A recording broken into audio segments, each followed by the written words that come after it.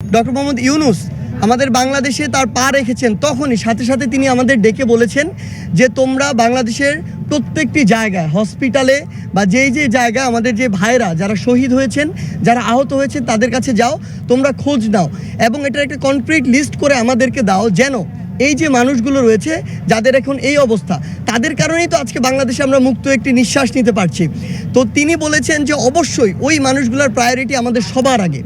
আমরা রাষ্ট্র গঠনে যাব ওই মানুষগুলোর খোঁজ খবর নেওয়ার পরে, আমাদের লিস্টটি গঠন করার পরে। সেই জায়গা থেকে আজকে আমরা ঢাকা মেডিকেলে এসেছি। আমাদের সমন্বয়ক টিমের বিভিন্ন অংশ বিভিন্ন জায়গায় অলরেডি যাওয়া শুরু করেছেন এবং যাবেন।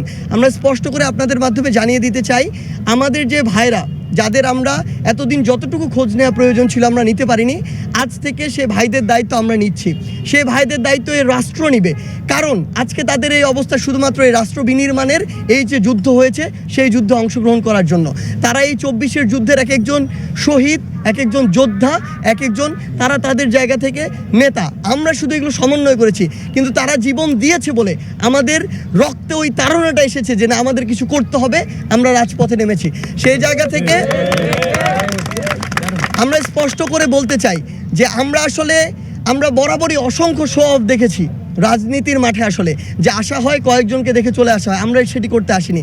আমরা আপনাদেরকে শুধু আমাদের বার্তাটি জানিয়ে দিলাম। আপনারা এখন আপনাদের জায়গা থেকে এইখানে যে ভিড়টি হচ্ছে, এটা আমরা প্রত্যাশা করি না একটা মেডিকেল কলেজের সামনে ভিড়টি হোক। সেই জায়গা থেকে আমরা ছোট্ট করে টিম ভাগ করে দিব। ওই টিমগুলো নিজেদের দায়িত্বে তাদেরকে ওয়ার্ড হসপিটাল ভাগ করে দেওয়া হবে, তারা যাবে এবং ওই যে লিস্টটি, সেই লিস্টটি করা হবে। অর্থাৎ আমরা আমাদের কাজও করতে চাই, আবার ওখানে যারা রয়েছে আমাদের ভাইয়েরা বোনেরা, তাদের যেন কোনো অসুবিধা না হয়, হসপিটালের জন্য পরিস্থিতি খারাপ না হয়, সেটিও আমাদের লক্ষ্য রাখতে হবে। সেই জায়গা থেকে আপনাদেরকে ধন্যবাদ এবং আপনাদের কাছে আরেকটি চাওয়া আমাদের, আপনাদের কাছে যদি এরকম কোনো তথ্য থাকে, যেই তথ্যটি দিয়ে আপনারা আমাদেরকে সহযোগিতা করতে পারবেন, অনুগ্রহ করে আমাদেরকে এটি দিবেন। আমরা কথা দিচ্ছি, আমাদের ভাইরা সুস্থ হয়ে বাড়ি না যাওয়া পর্যন্ত আমাদের এই যে রাজপথে নেমে আসা ভাইদের খোঁজে, বোনদের খোঁজে, সেটি থামবে না। ধন্যবাদ। এই যে বাংলাদেশের স্বাস্থ্যখাতের ধস, এইটার পেছনে রয়েছে একটি স্বৈরাচারী সরকার। আমি সরকার বলতে চাই না তাকে, একটি স্বৈরাচারী সন্ত্রাস, এবং সেই সন্ত্রাসের সাথে তাদের যে দোসররা আছে, তাদের চালানো ফ্যাসিজম, তাদের চালানো গণহত্যা, তাদের চালানো হলো ক্র্যাকডাউন। সেই ক্র্যাকডাউনের ফলে বাংলাদেশের স্বাস্থ্যখাত আজ ভেঙে পড়ছে। কিন্তু আপনারা জানেন যে আমাদের নতুন যে অন্তর্বর্তীকালীন সরকার গঠিত হয়েছে, তারা বদ্ধপরিকর। তারা বলেছেন যে এই যে যতজন অসুস্থ হয়েছে, আহত হয়েছে এবং যারা নিহত হয়েছে, তাদের দায় রাষ্ট্রই নিবে।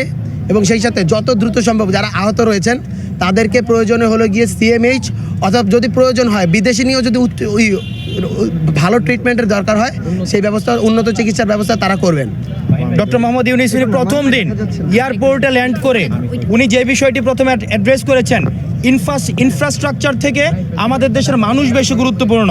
আমাদের দেশের মানুষ যেহেতু বেশি গুরুত্বপূর্ণ, উনি প্রথম দিনই বলেছেন যারা এই গণ আন্দোলনে, আমাদের গণ অভ্যুত্থানে এই স্বৈরাচার ফেসিবাদী সরকারকে পতন করতে গিয়ে যারা আহত হয়েছে, যারা নিহত হয়েছে, বিশেষ করে যারা নিহত হয়েছে তাদেরকে জাতীয় বীরের মর্যাদা দেওয়া হবে। এবং যারা আহত হয়েছে, আমরা আজকে হসপিটালে যখন গিয়েছি দেখেছি আমাদের একটা হসপিটালে করুণ একটি চিত্র, একটি মধ্যযুগীয় কায়দায় এভাবে নির্যাতন করা হয়েছে কিনা। ৭১-এ প্রথম স্বাধীনতা যুদ্ধ পাকিস্তানি বর্বর এভাবে মনে হয় গুলি চালায়নি, সেটা আমরা দেখিনি। কিন্তু আজকে আমরা যখন দেখছি সেটা আমাদের হৃদয় কেঁপে ওঠে।